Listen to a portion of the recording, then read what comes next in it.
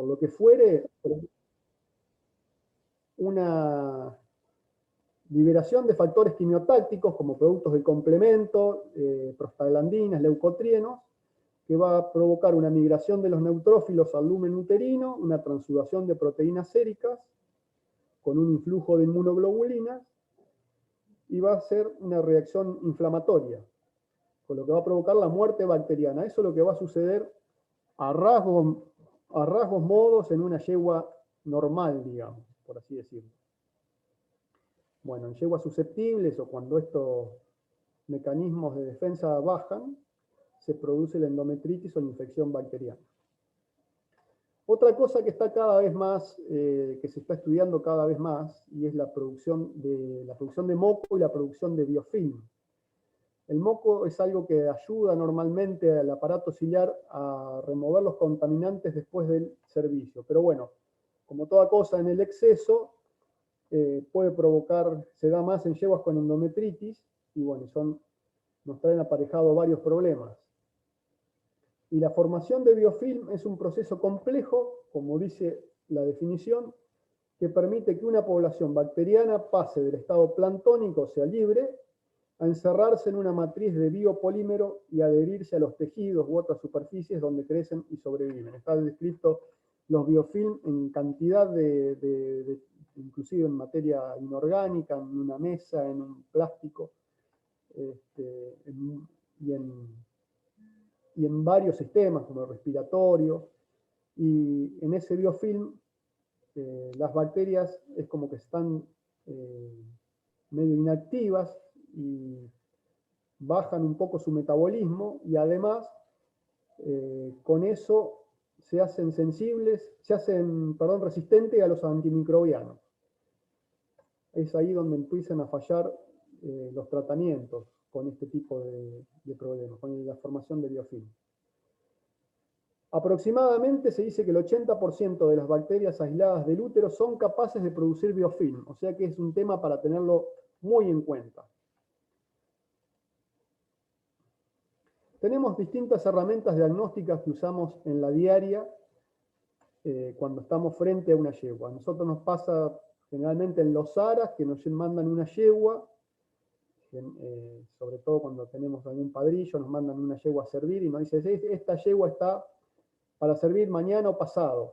Sí, puede ser verdad que esta yegua, algunas veces no, pero otras veces la yegua está en celo, está con un lindo folículo, y uno la revisa y a veces el útero le parece que está bastante bien al examen rectal, una palpación, y quizá la sirve porque está muy próxima a servirse, y después ahí empiezan a aparecer toda la serie de problemas, que se llena de líquido, y bueno, son cosas que nos pasan en la diaria, digamos. Entonces, uno trata siempre de tener más o menos, de ubicarse en la yegua y tener un régimen, por así decirlo, un orden para ir como teniendo herramientas para diagnosticar qué tipo de problema podemos tener con estas yeguas. Lo primero es una examinación física de la yegua en general, ¿no? Una yegua que, como cualquier otro caballo, que esté bien de vasos, que esté bien en el estado general. Y si nos vamos a lo que es la parte reproductiva, tenemos que ver, como dijimos antes, la región perineal, que sea una yegua que tenga una buena conformación, que no haya tenido algún problema en el parto, de alguna suerte de lesión en el periné. A la palpación, podemos hacer palpación rectal, como todos sabemos, para el útero ese, y una palpación vaginal, donde en la palpación vaginal podemos tener algún dato sobre el estado del cérvix, básicamente, sobre todo en yeguas jóvenes o vírgenes, si hay un himen persistente o no, puede llegar a haber algún tipo de desgarro. No son todas cosas que en la diaria todos hacemos. Podemos hacer vaginoscopía, distintos tipos de instrumentos, lo mismo para ver cómo está ese cérvix, en el estado en que se encuentra, si hay presencia de líquido o de orina en la vagina. La ecografía es una herramienta que antes la usábamos poco, pero bueno, ahora cada vez más a través de ella tenemos muchos datos sobre cómo está el útero. Por ahí uno la palpación lo puede notar un poquito más pastoso o menos, o un poquito un cuerno dilatado. Y a veces nos llevamos sorpresas cuando ponemos el ecógrafo, que nos podemos encontrar con distintas cosas como fluido, hiperedema, bueno, ya nos vamos a lo que es piómetra, que ya es un poco más complicado.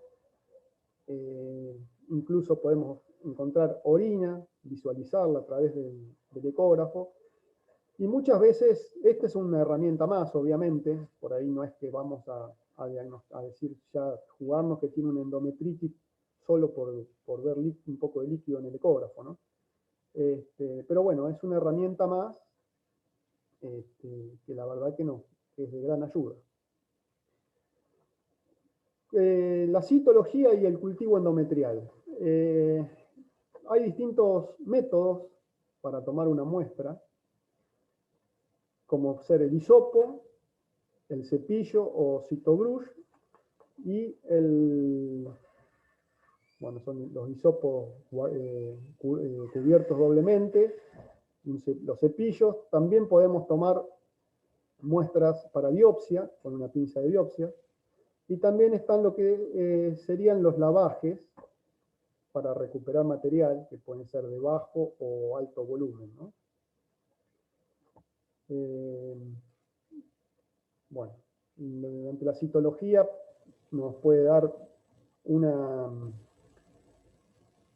muchos datos sobre a ver si hay presencia de células inflamatorias, bueno, las células epiteliales, se pueden ver bacterias, y de acuerdo a los métodos de cómo tomamos esa muestra, se dice que los cepillos, que yo la verdad que jamás usé uno,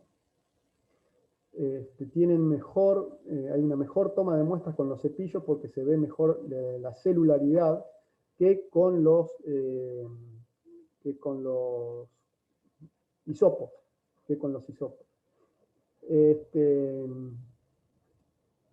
Lo mismo para la toma de muestras para cultivo. Uno toma muestras para cultivo. Yo básicamente yo no lo hago. Por ahí puede haber gente que lo hace, que tiene hace sus propios cultivos y citología. Yo en general mando al laboratorio. Y a mí lo que más me gusta, cada vez lo hago más, estoy dejando bastante de lado más lo que son los hisopos, y me está dando mejor resultado lo que son los lavajes. Mandar material de lavaje, y no tanto de bajo volumen, sino de un volumen más alto, quizás de bajo volumen, que está descrito entre 60 y 150 mililitros. Yo en general mando una muestra de medio litro, de 1 litro, porque bueno, en el laboratorio me lo centrifugan y bueno, y la verdad que consigo mejores resultados de esa manera. Y me es bastante más práctico también. El cultivo de la fosa del clítoris es algo que en general no sé si se hace tanto y nos puede dar muchos datos. Sobre todo por ahí hay infecciones, sobre todo infecciones como Pseudomonas, Escherichia coli, que están acantonadas en la fosa del clítoris, y uno cada vez que entra al útero las va introduciendo, valga la redundancia, y bueno, es para tener en cuenta. Hacer cultivos de fosa del clítoris, no solamente cultivo del endometrio, nos puede dar un panorama bastante importante. La biopsia endometrial, que además de darnos datos sobre el estado de ese endometrio, podemos hacer cultivo de la biopsia, cultivo del material, y por ahí en un cultivo de lavaje o un hisopado, por ahí son cultivos negativos porque no encontramos, no nos da el resultado positivo de las bacterias, y en un resultado, y en una muestra de biopsia sí, ya que por ahí puede estar la bacteria en el tejido, digamos, ¿no? En el endometrio, y sí lo encontramos en un cultivo de biopsia uterina. Bueno, otra cosa que se puede hacer, otra herramienta diagnóstica puede ser la histeroscopía, que en mi caso no la realizo.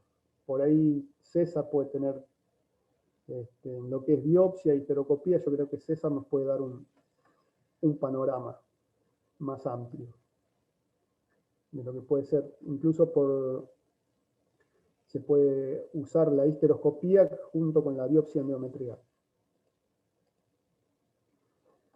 Bueno, estuve viendo un poco lo que se habla del enfoque de la técnica y las limitaciones de las aplicaciones. Bueno, el ultrasonido, como ya dijimos, es utilizado para detectar presencia, cantidad y apariencia del fluido uterino, que nos puede sugerir una endometritis. Bueno, no todas las yeguas van a tener fluido, ¿no? Sobre todo las que pueden tener una endometritis crónica y no vamos a encontrar mucho fluido quizá en esas yeguas. El hisopo con punta de algodón, como dijimos, es un método rápido, fácil de usar y económico.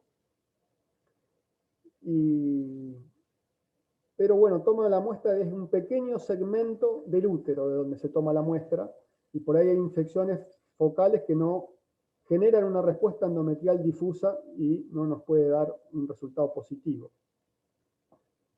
El cepillo es un método también rápido y fácil de usar, vuelvo a repetir lo que nunca usé un cepillo, y solo también se toma una muestra de un pequeño segmento.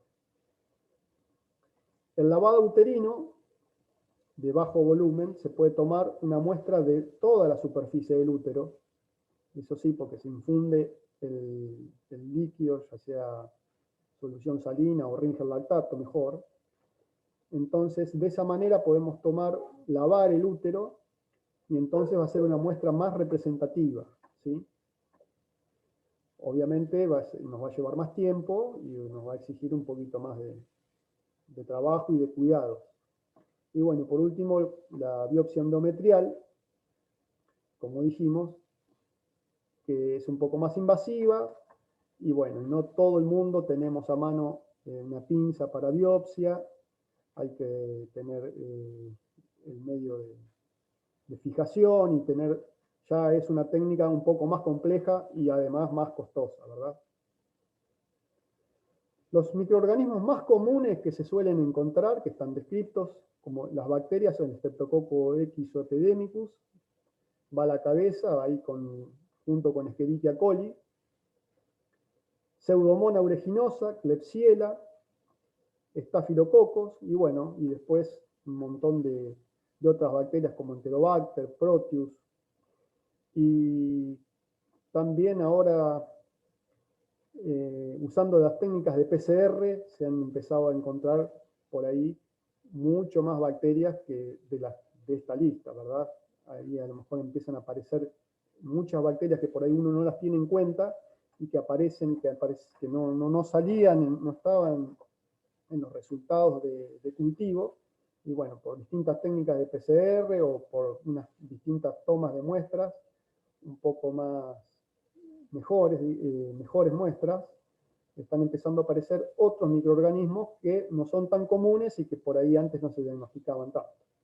Con respecto a los hongos, si bien solo se habla de entre un 5% más o menos de las infecciones de las endometritis son por hongos, tenemos Cándida, Aspergillus fumigatus y Mucor, que serían los candidatos a las endometritis, ¿verdad? Bueno, antes de entrar en lo que es el tema del manejo, a mí me gustaría hablar un poquito, que me cuenten, por ejemplo, Diego, Ignacio, a ver qué les parece, a ustedes, de los métodos que usamos, ya sea para el diagnóstico, los métodos que se usan para cultivo, si en general, qué es lo que ustedes usan, qué es lo que les parece que pueden dar mejor, qué es lo que les parece más práctico. César, vos por ahí tenés un poco más de experiencia en lo que es una biopsia, quizá está un poco más, nos podés contar un poco más, que estás más empapado en el tema de biopsia o histeroscopía, incluso en el hospital. Hola, ¿cómo les va? ¿Qué haces, Hernán? ¿Me escuchan? Sí, sí, se escucha perfecto. Sí, perfecto. La imagen es horrible porque tengo una lámpara arriba, pero bueno, no importa. No hay mucho para ver igual, ¿eh? No. ¿Cómo andas, Diego? El tema evidentemente, de la histeroscopía, lo que te da es imágenes macroscópicas. En realidad mucho no vas a encontrar, es de mucha utilidad para ver el fluido que podés llegar a ver, pero a veces se confunde un poco porque a veces una yegua en celo, no hay mucha diferencia macroscópicamente entre en una yegua infectada con un fluido normal. Entonces, la histeroscopía, tomala como para poder evaluar todo lo que es adherencias, quistes principalmente, o alguna formación que te llame la atención. No así la biopsia creo que es un método muy bueno. La verdad que abarca muchísimo más. Creo que hay un montón de bacterias acantonadas en los pliegues que a veces no las podemos matar. Y está bueno, o sea, vos podés sacar la muestra y de la biopsia directamente, antes de sacarla, podés hisopar, digamos, la muestra, o si no, tirar directamente la muestra adentro de un medio Stuart de transporte y mandarlo. Es bastante interesante. A veces uno dice, bueno, con toda la manipulación a veces se contamina, pero acá lo que buscas un poco en realidad es algo en pureza que te esté jorobando, ¿no? Así que un poco es un poco el criterio de lo que me estabas preguntando. Exacto. Sí, por ahí uno Hernán, la biopsia la tiene un poco. Sí, perdón. No, decide la biopsia. No, yo te iba a decir de otro. Sí, no, dale, te escucho. No, que yo coincido con vos que cada vez estoy más convencido que uno de los mejores métodos es el lavaje. Y no de bajo volumen, sino que por lo menos medio litro. Además ya macroscópicamente ves lo que recuperás. Y bueno, en el laboratorio te hacen el seguimiento y coincido que cada vez menos uso hisopo, hace años ya que no uso. Claro, a mí me pasa lo mismo. Y tengo mejores resultados. Antes tenías Más muchos positivo. falsos negativos y Claro, ahora... exacto. Y con esto, no, en general, cuando te da algún negativo, es negativo porque no pasa. Claro, a mí me pasaba, antes usaba más hisopos y me pasaba por ahí que decían, la yegua clínicamente tenía una endometritis y bueno, me costaba encontrar el agente etiológico, digamos, no podía, todos los cultivos negativos, mucho cultivo negativo, y por ahí el tema era ese, la toma de muestras, digamos, el hisopo que no tenía una muestra representativa, y a partir de que empecé a usar un poco más el lavaje, ahí me empezaron a aparecer mucho más positivos, eso es mi experiencia, ¿no? No sé, Ignacio, ¿qué opinamos? Sí, yo por ejemplo, el cultivo y citología lo sigo usando. Y a veces, bueno, si tengo alguna desilusión de resultados, después de eso hago el lavaje de recuperación. A veces no lo hago de primera instancia porque por ahí en donde estoy, en los lugares donde estoy, es poco práctico para mandarlo, cómo lo mandás, refrigerado, que pasa el remis, no pasa. Entonces por ahí no es mi primera elección. Con respecto a la biopsia, me parece que es extraordinario como método de diagnóstico. Si bien no todo el mundo tiene acceso a una pinza de biopsia, yo tengo una, pero también siempre me da cuántas muestras sacás de ese útero, de qué cuerno le sacás. Entonces, viste, tampoco estoy tan seguro de que con una biopsia esté cubierto todo el útero, ¿no es cierto? Porque por lo general sacás es un método agresivo, tenés que dañar el útero para sacar una muestra, y tampoco estamos exentos de tener algún accidente con la técnica, ¿no? Entonces, tantas veces no la he usado, salvo para yeguas que vos querés directamente que ese cliente la dé de baja, digamos que es una yegua que todos los años te pregunta, ¿y con esta qué hacemos? ¿Con esta qué hacemos? Que me reabsorbe, que esto, que lo otro, que la servimos 2 veces, me reabsorbió una, me reabsorbió después fuera de temporada. Entonces, como para que definan esa yegua y sacarla de la lista. Agotemos los métodos para descartarla, digamos. Sí, exactamente. Yo creo, Hernán, disculpa, negro, No, por favor. que una de lo que nombraste vos, yo soy muy fanático de barrer con el biofilm.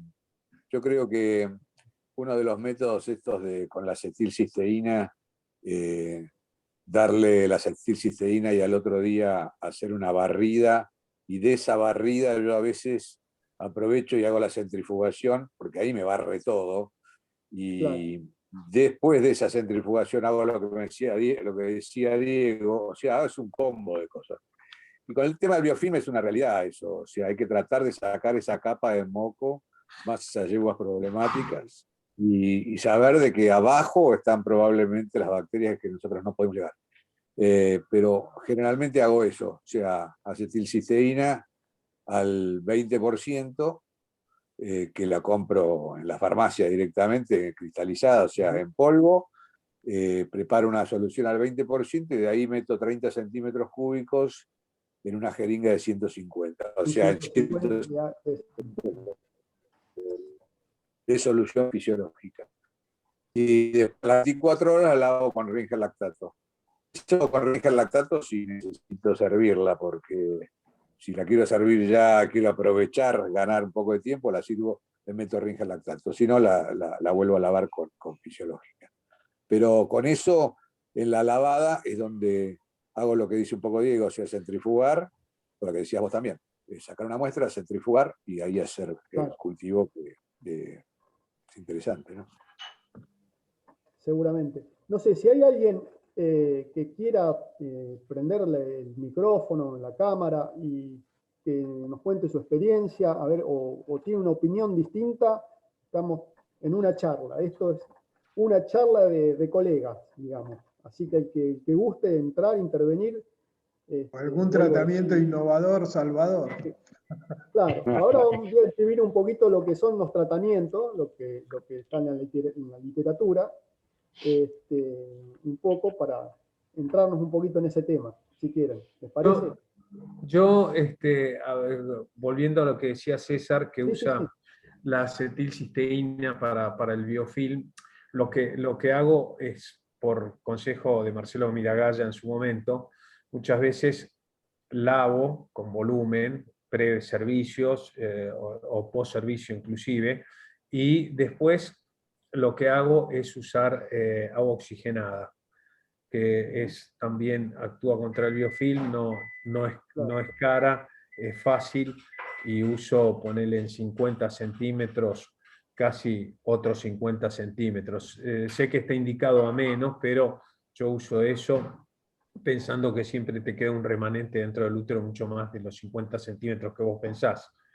Y atrás de eso, si le tengo que dejar una pequeña infusión, se la dejo. Perfecto. O sea, después, negro, después lavás. Yo la oxigenada la lavas, no la dejás con esa solución de agua oxigenada, 50%. 50 centímetros, ponele en otros 50, 100 centímetros, más el antibiótico. Más el antibiótico. Ok. Perdón, volviendo un poquito a lo que son las tomas de muestras. Cultivo de fosa de clítoris, ¿ustedes hacen en general? ¿Cómo? El cultivo de la fosa de clítoris. ¿Toman muestra de fosa de clítoris así medio rutinariamente? No. Yo no. La verdad que no. No es algo algo... que no hago y cada vez lo estoy leyendo más. Lo he escuchado a Locino, que insiste mucho con eso, y es como que es algo, si bien es algo que se ha hecho desde siempre, digamos, que está descrito desde siempre, pero como que cada vez más dice que por la literatura y todo eso, como que están apareciendo muchas infecciones, muchas cosas que no aparecen en una muestra endometrial, y el problema lo tenés en la fosa del clítoris y uno lo va metiendo todo el tiempo. Está bien, yo lo que Está creo que es, abandonado ahí. esas cosas a veces sí me parece que un cultivo de la forma que lo saques, de la forma más eficiente que lo saques intrauterino, es bien, bien significativo. Ahora, no sé, de fosa del clítoris, me parece que el tracto genital tiene su flora. Es lo mismo que decir cultivar una fosa del glande. Bueno, te van a decir, tirá cualquier bacteria y te van a decir que es parte de la flora. No sé, a no ser que me digas, no sé, una Klebsiella, que aísles una Klebsiella, Sí, la algo así, pseudomonas. pero si no, es muy difícil dilucidar de un cultivo de fosa de clítoris qué es flora y qué no es flora, ¿no? Yo creo que por ahí también va un poco lo que es el dato del laboratorio que te tire. Sí, me parece que es esto, ¿por qué? ¿Por lo que está en pureza o porque tiene hay muchas colonias de esta bacteria, así que esta es la que se está produciendo? Por ejemplo, me parece que va un poco también por ahí, ¿no? Lo mismo que con las infecciones uterinas, que con las muestras de útero, lo mismo. Por ahí son contaminantes o por ahí que si te aparecen 5 bacterias y bueno, hay 5 o 6 bacterias, no. Sí, probablemente Ahora, si te aparece aparecen una una o dos. si te aparece una pseudomonas, probablemente no sea un contaminante, por ahí está No, acantonada. claro, claro, Claro. exacto. Sí. Ahí Jessica Bleck preguntaba si saben con qué antibióticos se pueden mezclar con agua oxigenada. No sé si Hernán lo va a decir después o... Sí, yo después tengo un cuadrito más o menos de los antibióticos, pero bueno, No, podemos no dejarlo es para después. Aparte, Anti- Jessica también puede prender la cámara si quiere, puede sí, aportarnos física, algo. Mira, mostrar un poco lo que dice la literatura sobre lo que son las herramientas que tenemos para tratar las endometritis. Que un poquito por ahí dice esto.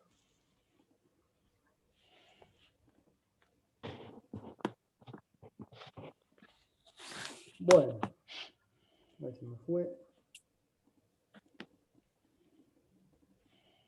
Perdón, pero...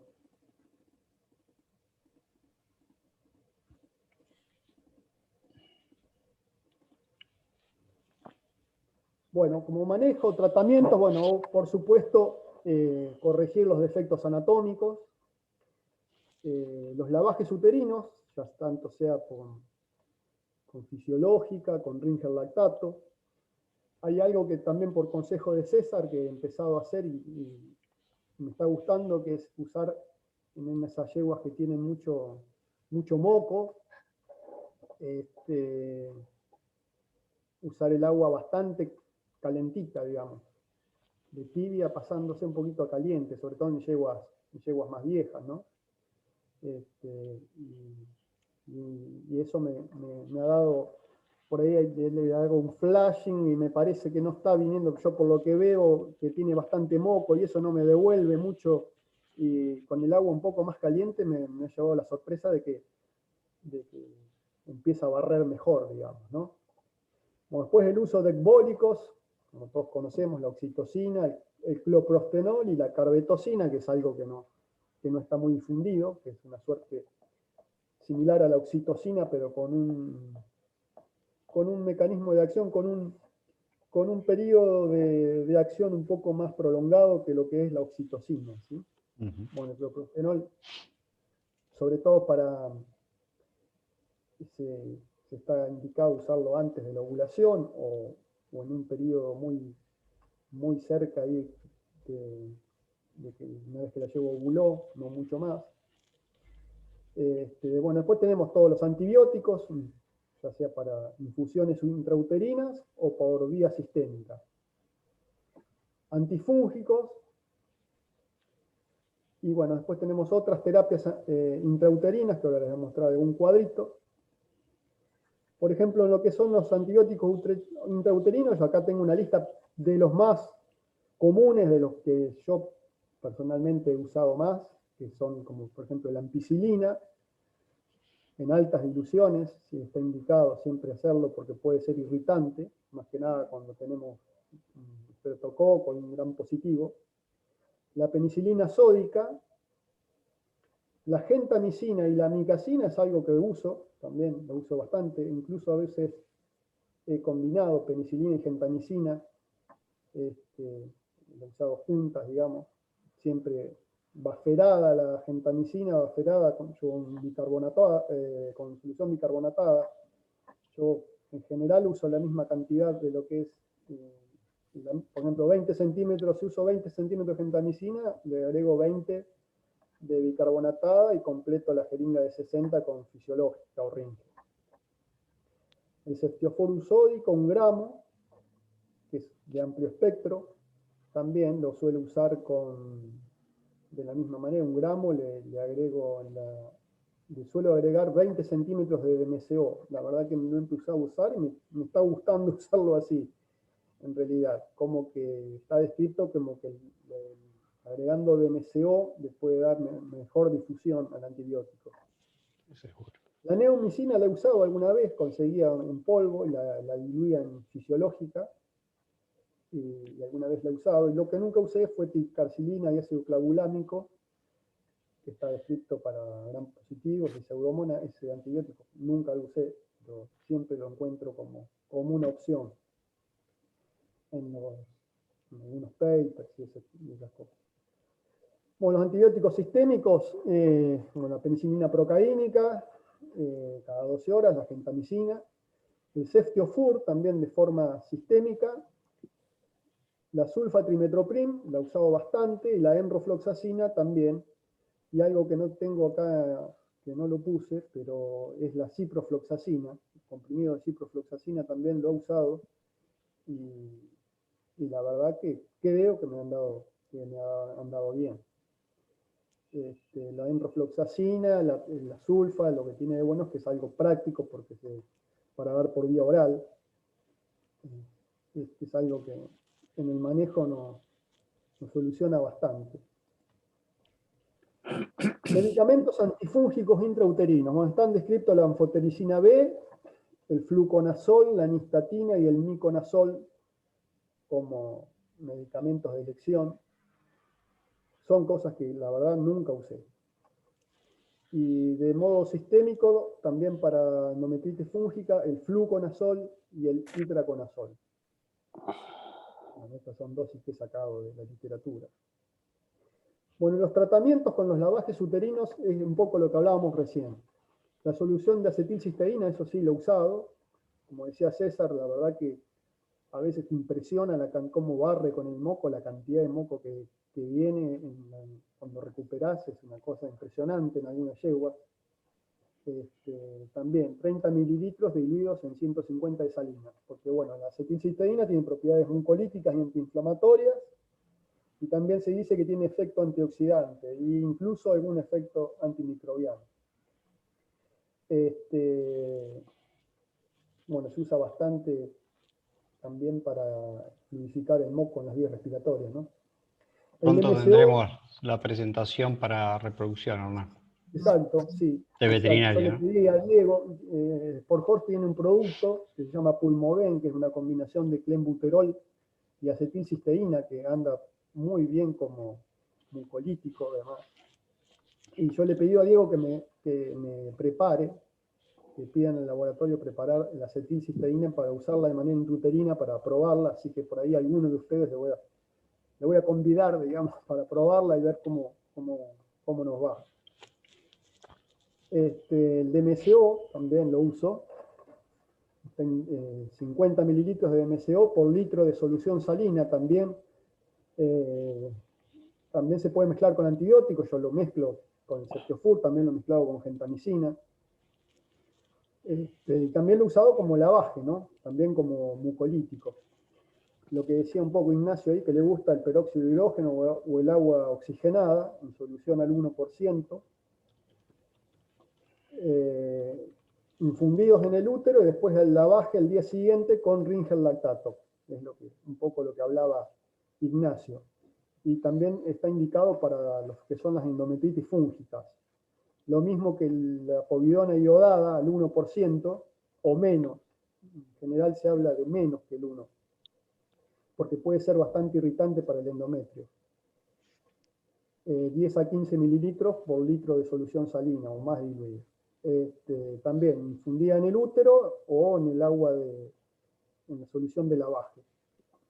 Hay algo que nunca usé, pero lo nombran cada vez más, que es el Trisepta, que son 250 a 500 mililitros infundido en el útero y luego se lava con Ringer, que también es muy bueno para el biofilm, ¿no? O sea, también lo mezclan con antibiótico y que les da muy buenos resultados en casos de biofilm, yegua con mucho moco. Bueno, después está indicado el ácido acético, el vinagre, para infundirlo, bueno, ahí dice Saino, para infundirlo en salina estéril, 20 a 100 mililitros, para depositarlo en el útero también como antifúngico. El plasma autólogo, que es algo que se usaba mucho antes, yo la verdad que no lo uso, pero bueno, que está indicado como que aumentaría la eficiencia de los mecanismos de defensa, ¿sí?, del útero. Querosén, como irritante, ya como última opción, esas yeguas que ya se le ha hecho de todo y se le pone, no sé, se le pone querosén como para barrer con toda la mucosa y empezar de vuelta, a ver qué pasa, pero bueno, yo es algo que nunca, jamás usé. Otras opciones de tratamiento que he encontrado que están descritas es la lactoferrina, que es una molécula que, bueno, que está en el sistema inmunológico, está por ejemplo en la leche, que dice que cumple muchas funciones y que es activa contra el biofilm y las bacterias no desarrollan resistencia contra ella como los antibióticos. Bueno, eso lo pongo como algo que lo he visto en la literatura, pero bueno, lejos de usarlo. Lo mismo que el plasma rico en plaquetas, hay estudios que se han demostrado que tiene acción antiinflamatoria del PRP. No sé si hay alguien de los que estamos acá presentes que en la charla que tiene experiencia con el PRP en endometritis. Lo mismo que stem cells, ¿sí? Está descrita que la inyección o la infusión como una posible alternativa para el tratamiento de fibrosis endometrial, sobre todo como que las yeguas han mejorado mucho, yeguas con fibrosis endometrial, en las siguientes biopsias han mejorado mucho, ¿sí? Bueno, esta ha sido la presentación en general y bueno, ahora voy a desactivar la pantalla de nuevo, como para charlar un poquito de esto, de los tratamientos. Otra cosa que está también descrita son los inmunoestimulantes, como el Equimune, el Mycobacterium play y el Xstim, que también se usan. Yo creo que alguna vez usé en alguna yegua hace unos cuantos años cuando el dólar tenía otro precio. Hernán. Puntualmente, sí, perdón. Y el metacresol sulfónico, el Lotagen, para darle el nombre y apellido, lo han usado porque en una época, yo me acuerdo que era chico, sí, se usaba en algunas yeguas así como cuando tenías que tratar de barrer con todo, como quien dice, ¿no? Pero bueno. Sí, también. Yo alguna vez en alguna yegua vieja, así de esas que decís, bueno, la última chance, la he lavado de una manera muy diluida, lo he usado también. Sí, me acuerdo. De una manera muy diluida, y sí, la verdad no te puedo decir si tuve algún beneficio extra, ¿no? Pero bueno, lo he usado. Lo mismo que en alguna yegua por ahí, usar esos comprimidos efervescentes que traen oxitocina y antibióticos, por ejemplo. Sí. Alguna vez lo he usado en alguna yegua, sobre todo que han tenido retención de placenta y ese tipo de cosas, que hay una maraña ahí en ese útero que bueno.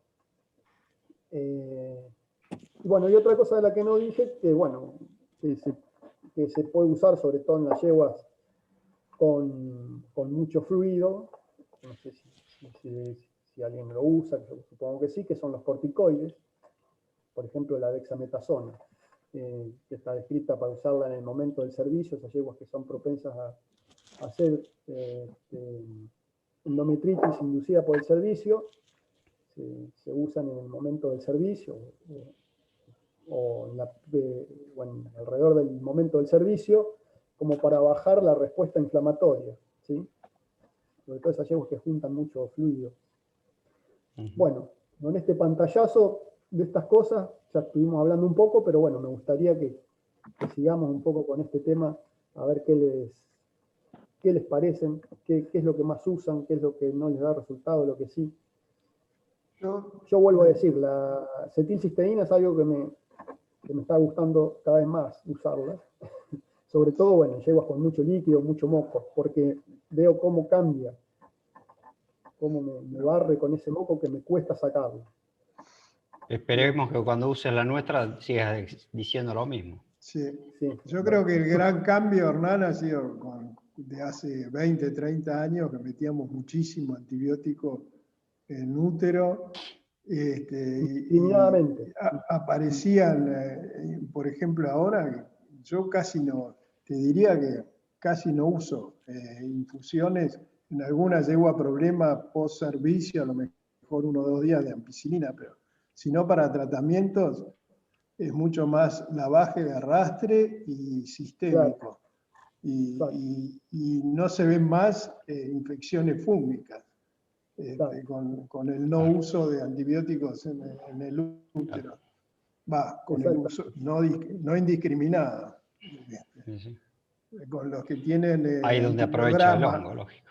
Sí, con los que tienen, sí, un antibiograma, un cultivo positivo con Cultivo positivo y antibiograma. Ahí sí, pero si no, todo casi sistémico. Exacto, perfecto.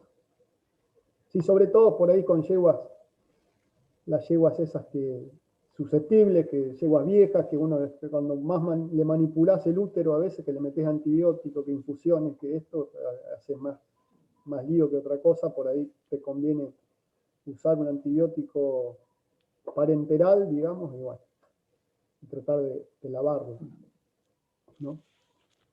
Sí, yo creo que todos hemos llegado a esa conclusión después de años de hacer macanas también en esto, de preocuparnos por el cierre vulvar, que es lo más importante, y que te lo respeten cuando mandás a servir una yegua, que no te la manden toda abierta, si vas cada día por medio, no encontrarte con la yegua reabierta, que por favor la enhebren. Y después, sí, lo que decía Diego, mucho lavaje de arrastre, ayudar el clearance, ¿no es cierto? Yo también me he hecho bastante fanático de usar cloprostenol en esas yeguas con feos úteros. No tengo ningún empacho en darle 1 o 2 días antes de covule cloprostenol. Sí, porque además justamente esas yeguas, el problema que tienen muchas de ellas es que no se limpian normalmente, digamos que todo lo que es las contracciones uterinas, toda la parte miometrial, digamos, está deprimida, entonces no se limpian como deberían. Así que bueno, sí, sobre todo la oxitocina y el cloprostenol, la verdad que también, sí, es algo que a mí me gusta usarlo bastante. Sí, yo sé que hay muchos que bueno, si tenés la posibilidad de que le den mañana y tarde oxitocina, por ahí la usaría, pero como por ahí a veces no tenés Claro. en la siga, bueno, el cloprostenol me parece una buenísima opción. Creo que tengo un poco de idea, el cloprosterol post-ovulatorio. Trato de escaparle, pero lo que sí hago, que es el tratamiento viejo que vos hablabas del plasma de Ashbury de hace no sé cuántos años, cuando arrancamos, creo. Yo no lo estoy usando, pero sí estoy usando un tratamiento que salió después, que es el de Van der Plas, que es con sangre entera de la misma yegua. Le saco más o menos entre 60 y 70 centímetros cúbicos de sangre con ACD y con penicilina, porque la penicilina es el único, Asbury decía cuando ponía plasma de que no inhibía la migración leucocitaria hacia el útero. Y la verdad que me ha dado unos resultados espectaculares. Y te das cuenta por qué, o sea, cuando tenés que hacer esas infusiones o esos tratamientos posovulatorios, y la verdad que al principio te impresiona un poco, decís, esto en 6 días desaparecerá, y la verdad que he sacado embriones. ¿Post servicio lo haces a eso? Post servicio, sí. ¿Post servicio? Ovulada ese día, el primer día que la encontré ovulada, ahí le haces la infusión directamente. Le hago 5 millones de penicilina con los 60 centímetros cúbicos de sangre entera. Eso, la verdad que me han dado un resultado bárbaro. El otro día me llamó Jacobo Rodríguez de Estados Unidos y se lo comenté y se mataba de risa y decía, nada, no puede ser. Entonces lo practicó allá y después me llamó y me dije, la verdad que saqué embriones, me dice. O sea, la tranquilidad, ¿no? Y es un tratamiento, la verdad que muy, muy interesante. Hace referencia a Van der Plas de que además del plasma, o sea, de la migración leucocitaria que lográs con el plasma, vos estás metiendo la sangre y algo de blancos mandás en defensa a ese útero. La verdad es muy, muy interesante, lo sigo haciendo, me da resultados. Jamás encontré una yegua que me quedara en líquido a los 6 días. Así que la verdad que nada, un aporte interesante. Bueno, lo vamos a tener en cuenta. Ahí hay un par de preguntas, Hernán, no sé si las viste. ¿Querés que las vaya leyendo? De Silvia. Una es si que... querés, podés Sí, si abrir quieren el micrófono. el micrófono, si no Silvia lo leemos, pregunta, pero... ¿a qué yeguas le aplican acetilcisteína? Si son las que tienen mucho líquido o las que al lavaje tienen mucho moco. Bueno, yo las uso en ambas cosas cuando tengo, ¿no? Obviamente, no siempre tengo acetilcisteína. A veces que he tenido por ahí yeguas difíciles, que yo ya sé, yeguas que todos los años me traen problemas, que estoy siempre lavándolas, que me cuesta. Con esas son las que he usado la acetilcisteína. Y la verdad que me gusta cómo funciona. Después el no sé uso... qué opinas.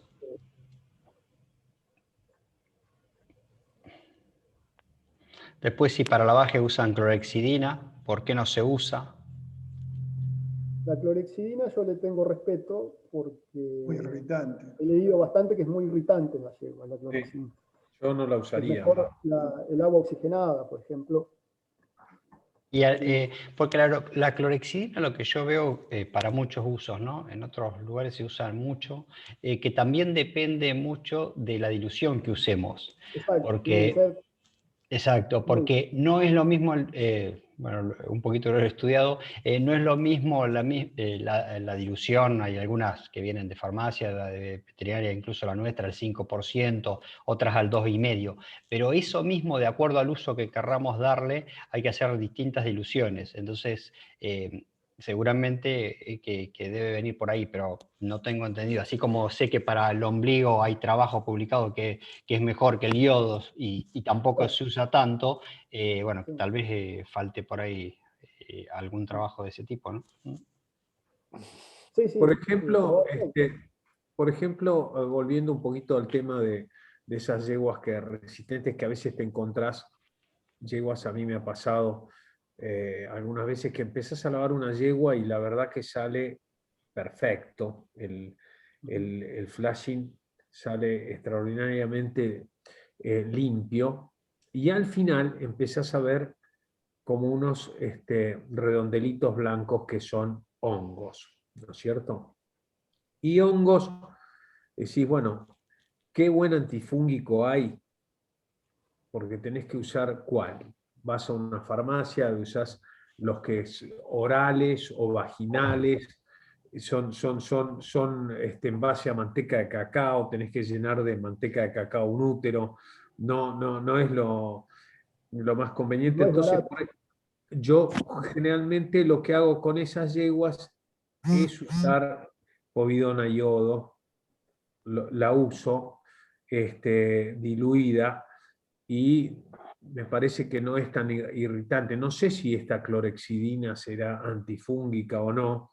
Yo la única vez que uso un antiséptico, digamos, intrauterino, lo hago con la povidona yodo por algún diagnóstico de hongos y para disminuir o para tratar de usar lo menos posible productos antifúngicos que no conseguís, que no son específicamente intrauterinos, que son vaginales o son bucales, porque la única vez que he traído de afuera es carísimo.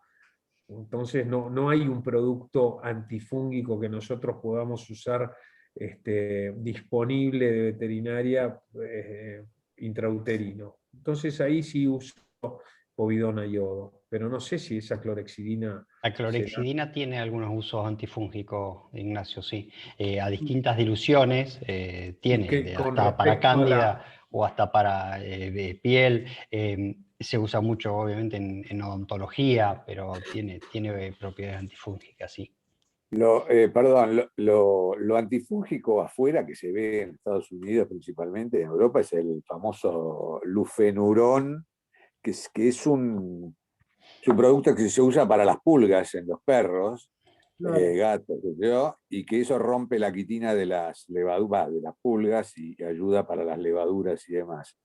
Y acá no se conseguía, pero el otro día, viendo un vademecum, encontré que acaba de salir, vos, Diego, un producto para perros y gatos donde tiene justamente esta droga, que es la droga más usada en hongos en Estados Unidos, el lufenurón, que se llama Program en Estados Unidos. Y habría que indagar un poco en este producto nuevo que acaba de salir, que tiene este lufenurón, a ver si, porque tiene una cantidad de otras cosas que no sé si le van a venir bien al útero. Tienen Claro, o los excipientes y esas cosas. Pero la droga aparentemente entró. Habría que ver cuál de los laboratorios de acá la tiene, veterinaria, y indagar un poco, porque realmente esa droga es la que se está usando hoy por hoy. Además, coincido con el negro, con el lado de la povidona, y yo uso ácido acético también bastante. Tratamientos medios prolongados, una semana, 10 días, ¿viste? Rompe un poco el manejo, ¿no? Exacto, no son fáciles. No. Bien. Preguntaba Conrado ahí del clorprostenol si era media dosis, 1 centímetro o cuánto. No, yo uso la Yo dosis uso 1 centímetro. Yo uso la dosis Ignacio, no. completa. Completa. Sí. Sí, dosis completa. Yo uso 1 centímetro. Lo que pasa es que no lo uso, lo uso el día de servicio. Por ejemplo, si vino de servicio a la mañana, le dejo indicado que a la tarde le den clorprostenol y al día siguiente le den, y ya cuando yo la reviso y está ovulada, suspendo. Ya no. Sí. Perfecto. Silvia pregunta si le hacen cultivo a todas las yeguas al comienzo de la temporada antes de servirla, o solo a las yeguas problema. ¿Sería alguna pregunta en general? Yo en general, yeguas nuevas, todas yeguas nuevas, esas por ahí las potrancas que han parido el primer servicio y se inactivan y han quedado vacías, y tienen buena conformación, no les hago más a las problemas, a las repetidoras, pero yeguas nuevas que han tenido pocos servicios, y sobre todo esas potrancas que han fallado después de su primer parto, en general con buena conformación, cerrando bien la vulva, se limpian solas. También coincido. Yo trato de solo las yeguas viejas problemas, las que me han dado problemas al final de temporada, esa por ahí a principio de temporada. Tampoco se lo hago a fin de temporada, porque no me parece que tenga sentido hacerle un cultivo en diciembre y dejarla, porque son yeguas que después cuando están en celo por ahí se contaminan de vuelta. Entonces cuando empieza la temporada, que empiezan a activarse, ahí la lavo, la cultivo, pero las yeguas que no se sirvieron porque parió tarde, o una potranca que que quedó vacía, no me parece que tenga sentido. Si están bien cerradas, las dejo tranquilas, se limpian solas. Pero sí, yo estoy de acuerdo, lo mismo. Sí, por ahí yeguas que me han quedado vacías, me han salido vacías, y esa yegua de la temporada siguiente, por ahí la reviso, y esa por ahí una candidata a hacerle cultivo. O por ahí alguna yegua grande que se inactivó, no cicló bien, se me inactivó, y al año siguiente no la veo muy gauchita, y a esa también por ahí le hago un cultivo. Pero no a todas. Una acotación con respecto a los lavajes, ahí me hiciste acordar, Diego, que yo lo uso mucho cuando hago los flashing para embriones, y la verdad que es muy interesante, que es, en vez de hacerle muchos lavajes, a lo mejor le haces uno, ponele, o sea, en ese momento, ¿no? En el momento, le meto, qué sé yo, una yegua, tengo los sachets de 2 litros de Ringer, es una técnica que hacía Catherine Hinrich, y lo lleno al útero, ¿sí? Con 2 litros, le doy oxitocina endovenosa y lo dejo entre 3 y 5 minutos, ¿sí? Algunas yeguas locas a veces no les gusta mucho, pero entonces, ¿qué es lo que logramos? Es un poco el objetivo de desprender algún embrión que viene a una parte, pero con la oxitocina todo ese milímetro bien elastizado empieza a moverse. Entonces empieza como a desprender todo lo que está dando vuelta por ahí. Y después haces el barrido, que barrelo a 2 litros, y es impresionante. Primero, como le diste la oxitocina, se contrae y termina un útero chico, y juntaste un montón de líquido que después puedes usarlo para hacer lo que estábamos comentando, ¿no? La centrifugación, cultivo, psicología. Está bien. Vos me decías también, César, alguna vez del agua a una temperatura bastante altita que también te contrae bien el útero, ¿verdad? Eso es un tratamiento muy viejo antes. Antes, cuando no había prostaglandinas, imagínate, usábamos solución fisiológica en el útero a una temperatura tibia. Más o menos 500 centímetros cúbicos se dejaban adentro del útero de fisiológica estéril. Y bueno, eso era el efecto prostaglandina, como no había, las únicas Claro. prostaglandinas importadas que venían de vez en cuando. Famoso PROC. Sí. Pero también uno de los tratamientos que se indicaba para los quistes, cuando aparecían quistes chicos, no muy grandes, pero grandes había que terminar sacándolos con una pinza, pero quistes chicos y muy racimados, se daba solución fisiológica a una temperatura de casi 60 grados, o sea que es importante, bien caliente, y eso lo que provoca es una gran dilatación de los linfáticos y con oxitocina, y eso con el calor y todo hace todo como un escurrimiento y te baja la cantidad de quistes chicos en alguna yegua vieja. Eso también es un tratamiento como para probar, jugar un poco. Buenísimo. Bueno, a ver de todo lo que están, a ver algún tratamiento nuevo, innovador. A ver, alguien que nos diga, esta es la posta. Algún iluminado, por favor. Estaba Gándara por ahí, creo que tenía ganas de hablar.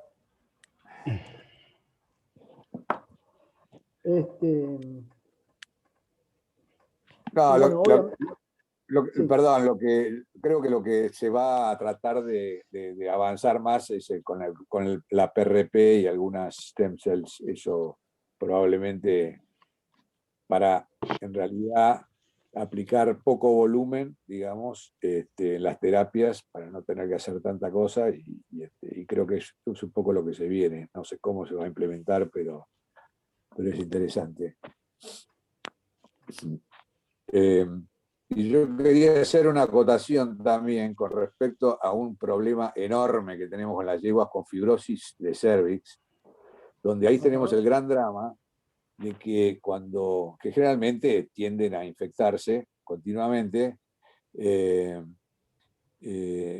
la cantidad de líquido que le pones para los lavajes, yo estoy tratando cada vez de lavar con menos cantidad de líquido las que tienen cervix poco permeable. te digo más, hasta hago un mínimo lavaje, le dejo el antibiótico y cuando lo voy a repetir al otro día, que siempre algo de líquido encontrás, trato de sacárselo al líquido, en vez de hacer un lavaje, se lo saco con una pipeta de inseminación. Y trato de sacarle todo el líquido que puedo, porque el cervix no se dilata para nada, o sea, cuesta dilatarse para que salga la última porción. Y ahí le meto de vuelta el antibiótico limpio, en teoría, ¿no? Pero trato de que el útero, o sea, cervix complicados, poco volumen de líquido, porque no lo saco más. Si no, tengo que recurrir sino a eso, ¿no? Lo que pasa es que más en los programas de trasplante, porque por ejemplo en los ARAS es raro problemas de cervix si no han sido por desgarros o heridas, son bastante raros.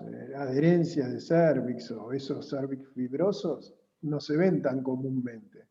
En cambio, en los programas de embriones sí, cada estoy vez seguro más, que sí. creo. Sí, pero yo en manada tuve 2 yeguas criollas en una cabaña grande que atiendo, 2 yeguas con ese problema. Probablemente vienen de problemas de parto, probablemente, o si no están las otras, Diego, la yegua que entró hay yeguas criollas también que han entrado a servicio tardísimo porque han competido hasta los 10 años y no la sirven y estás con el mismo problema. A veces... tanto un cervix cerrado fisiológico como patológico, ¿no? Pero coincido que por supuesto vas a encontrar con esas patologías mucho más yeguas en el programa de embriones. Y bueno, con las puras evidentemente lo vamos a ver mucho menos porque se sirven temprano y no pasa todo eso. Sí, por ahí lo que te encontrás, a veces a mí me ha pasado con potrancas que por ahí no terminan de abrir el cervix. Entonces te ovulan y está el cervix semicerrado casi. Y por ahí esas te juntan un poco de líquido también, ¿no? No se terminan de limpiar. Eso me ha pasado alguna vez. Eso sí, es típico y a veces yo no creo que sea normal, que vos ecografías una potranca y tiene una cierta cantidad de líquido, pero bueno, es muy juvenil y ese líquido es totalmente transparente y no sé si amerita hacerle un flashing. Claro, Como que también te encontrás, viste, a veces que es muy tipo llamativo, o trancas con himen persistente, que decís, esta yegua me la rechazaron, fue a un lugar y la rechazaron porque largaba unos cuajarones de moco pus. Y bueno, lo que tiene es un himen persistente que se lo rompes y es el moco que le quedó del otro lado. Y al servicio siguiente, perfecto. Nada más que revisarle, hacerle un tacto vaginal y romperle ese himen. Bárbaro. Bueno. Jessica, ¿querés aportar algo? Hay que vi que prendiste la cámara. Hola, Jessica. Tenés que prender. Ahí está. Ahí. Es que mi casa era un caos atrás, entonces no se podía compartir. No, es re interesante, me encanta que haya gente que se dedica prácticamente a mucha experiencia con los puros, porque la consulta que tengo, para ver si nos pueden compartir, es esas yeguas que son sucias, o sea, y que vienen de abortar, y se lavan, y en el apuro de los puros de preñarla lo más pronto posible, hacen cultivos de control para saber si quedaron negativas o es algún indicio, y qué idea les da, que a mí me da la sensación que esas yeguas que están tan sucias, a la larga algo les queda, y que después terminan o pariendo un potrillo séptico, me da mucha duda inseminarlas, y me da miedo que se preñen, no que no se preñen, ¿no? Porque después empiezan con las placentitis, o sea, tengo dando vuelta acá un par de casos que bueno, nada, estamos en esa disyuntiva. No sé qué experiencia, si les da la misma sensación o si toman algún cultivo para controlar, ¿no? Si es antes de la temporada, que nos da tiempo, tomamos. Yo por lo menos sí le tomo un cultivo. Y si me da negativo, probablemente si antes tuvo un positivo y la traté con algún antibiótico, probablemente después de servirla la siga tratando con algún antibiótico sistémico por las dudas unos días, unos cuantos días, y bueno, siempre son susceptibles, así que hasta que cierre bien el cervix, se limpie, oxitocina, todos los chiches, y algún antibiótico de soporte, pero sistémico.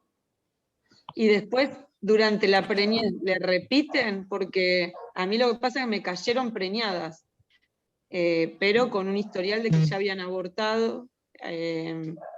Entonces, bueno, nada, preñadas, como que trimethoprim sulfas y ceftiofur y alguna cosa más, pero después no podés. Ciprofloxacina. Ciprofloxacina podés casi toda la preñez. Yo creo que sí, la Enro, la Cipro son una buenísima elección. Buenísima elección. Muy buena llegada. Enro sí lo uso. La ciprofloxacina, la verdad que es de manejo mucho más fácil, da 2,5 gramos todos los días, oral, y es buen antibiótico y la verdad que ha tenido buenos resultados. Sí, la Enro es engorroso porque es mucho volumen y por ahí lo tenés que dividir en 2 veces al día, pero podés dar cualquier cantidad y sin ningún problema. A mí me ha pasado inclusive con yeguas que han tenido alguna infección de pie muy rebelde, que esas que tuviste que usar penicilina genta y no anduvo, y después seguiste con enrofloxacina y la superaste la infección con eso, de yeguas preñadas grandes, y decir, bueno, ¿qué pasará? Y no hay ningún problema, ningún problema. ¿En las crías negro tampoco? Después de Enro. Tampoco, No. viste, eso con el asunto de los cartílagos y demás, no hay problema, no hay problema en usarla en la preñez. Está bien. Bien. Bien. Bueno, no, y después de aportar en un momento que hablaban de las endometritis fúngicas, que para mí es un tema súper interesante, y yo tuve una yegua diagnosticada con un cultivo positivo y todo, y nos dábamos vueltas en conseguir algún antifúngico, que cuál le damos, que bueno, problemas de nosotros organizativos en el ARAS, terminamos tratándola con povidona, con yodo povidona, y a partir de esa temporada se preñó y cambió totalmente la yegua. O sea, nunca más, había estado 2 años vacía, porque no le encontrábamos qué era. Y de ahí nunca más. Así que bueno, algunos casos quizás no responden tan bien, ¿no? Pero está bueno, porque es algo que tenemos todos en el ARAS, ¿no? Fácilmente. Totalmente, eso me ha pasado, mira, a mí me ha pasado de tener acceso a anfotericina B, una vez con una yegua de un cliente muy importante, dueño de laboratorio, etcétera, etcétera. Bueno, yegua con diagnóstico de hongos, viste, dejaba en el lavaje un remanente blanco y, bueno, querés anfotericina, te consigo anfotericina, pero es retóxica, es de uso hospitalario de terapia intensiva, o sea que no está bueno que la usemos, y encima súper tóxica. No hay muchas variantes, no hay muchas variantes. Con otras yeguas me han traído los frasquitos con las dosis de Heigar, ponele, no, de Rudenriedel, con las dosis de antifúngico, pero no hay muchas opciones. Hay que ir a la farmacia y usar uno de humano, para bebés o para vaginal. Son un espanto, ¿viste? Estás dejando manteca de cacao ahí adentro, y yo creo que sí, la opción de la povidona yodo pero primera opción, y después dejar lo menos posible de la manteca de cacao que tengas que dejar adentro. o los productos para bebés son todos mentolados, todos esos son mentolados, o sea, tienen que ser súper irritantes. O sea, no los elegiría para usar. No creo que sean más irritantes que la povidona yodo.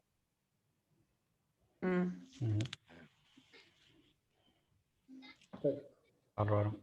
Ahí había otra pregunta, Hernán. ¿No la viste? ¿Qué alternativas de tratamiento hay para esa incompetencia cervical que no sea prostaglandina? Ese cervix que en pleno celo palpás transvaginal y no entran ni 2 dedos, dice Santiago. Bueno, normalmente se usaba la prostaglandina E, o sea, ahora que hay un consumo masivo de misoprostol para que las mujeres aborten cuando tengan ganas, es lo único que hoy por hoy hacer una pasta con un gel y las pastillas de misoprostol, que es prostaglandina E.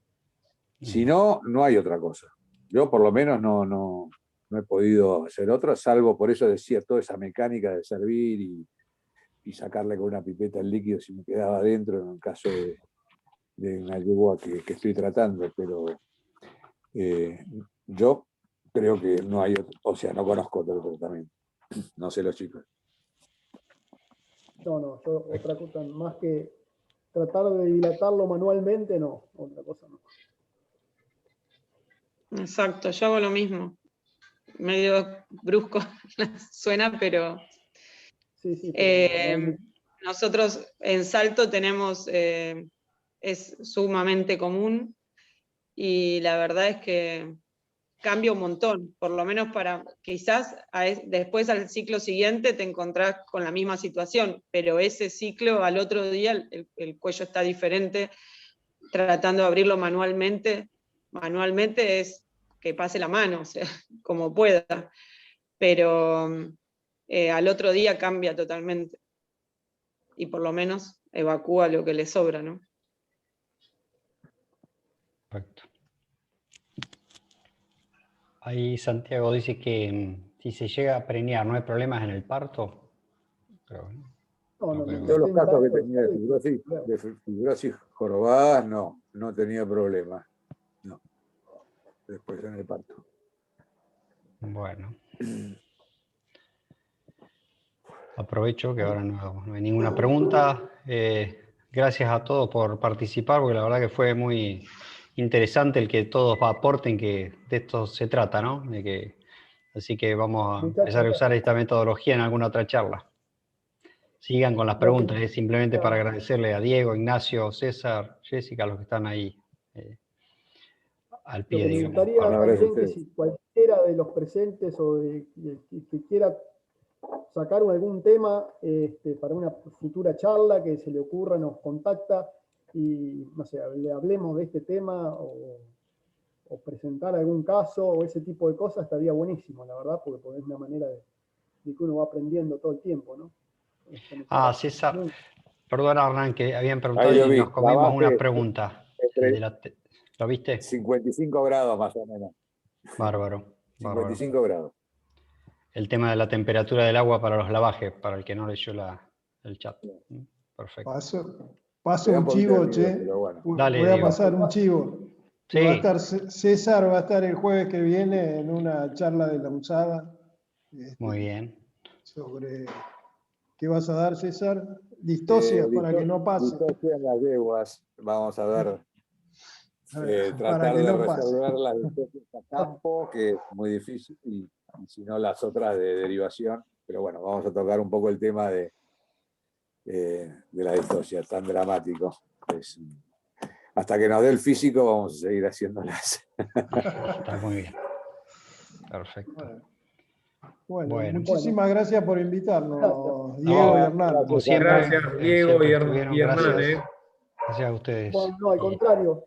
Es la idea, para esto hicimos, así que bueno, me alegro que estemos ya, si bien todavía seguimos en la pandemia esta, por lo menos no estamos encerrados, todos ya trabajando y sin embargo siguen participando, que es una buena modalidad y creo que es algo bueno de lo que nos dejó esta bendita pandemia, ¿no? ponenos barata la acetilcisteína, Diego. Vamos a tratar de hacer todo para que la tengan, por lo menos para un buen uso. Dale, Sí, dale. y Gracias a todos. averiguar del luferurón Sí, ese para las pulgas. A ver si me te lo sale. anoté, César, y si no, después te voy a llamar y te voy a decir que me lo repitas, así que no hay problema. No, lo voy a tratar de buscar porque lo vi en algún lado. Bárbaro, Así bárbaro. que, Bueno, Bueno, Diego, lo de la charla de César es dónde se Es- inscriben, es decir, es, si hace el chivo completo. Si no, sale, no. sale en la UNSADA, es Ah, ok. La Universidad de UNSADA Arequipa. Eduard, creo, pero igual sale ¿viste? Las comunicaciones de la AVE. De la AVE, sabe, sí, está bien, bárbaro. No, Yo más que tengo nada un para los que grupo de no. difusión que también lo difundo, ahí salen los 2 links para entrar. Perfecto, bárbaro. Bueno, Bueno. el próximo 1 de julio será el primer jueves del mes para seguir en este espacio. Ahí vamos a cambiar de tema, dejamos un poco de reproducción. Va a hablar Jorge Loce de síndrome de overtraining en equinos atletas, o lo que se llama el sobreentrenamiento, más que nada un especialista en endurance. Así que a los que le interese, estaremos el jueves, como siempre, a las 19 horas. Gracias Hernán. Ya con vos. Chao. Gracias, César. Gracias a todos. La Chau, verdad chau. que salí bastante de mi zona de confort porque no soy un expositor, ni mucho menos, pero bueno. No, estuvo Y muy linda y gracias a Dios tengo gente que me ha ayudado acá, porque si no, uno no está canchero con estas cosas. se hacen humilde igual, pero sabemos que igual puedes, ¿no, Diego? Sí, seguro. Ya está canchero, después de hoy a la fama. Lo llevamos hicimos un congreso en Corrientes hace 3, 4 años y decía, no sé. Cuando se puso a hablar lo tuvimos que parar, porque iban 4 horas y seguía hablando. Seguían preguntándole y seguía contestando. Así que no hay problema. Bueno, gracias a todos por estar. Gracias a ustedes. Gracias a los más de 50 participantes que tuvimos Muchas y gracias. esperamos cuando quieran en este espacio. Chau. bueno, gracias. Chau César, chau Diego, Ignacio. Chau.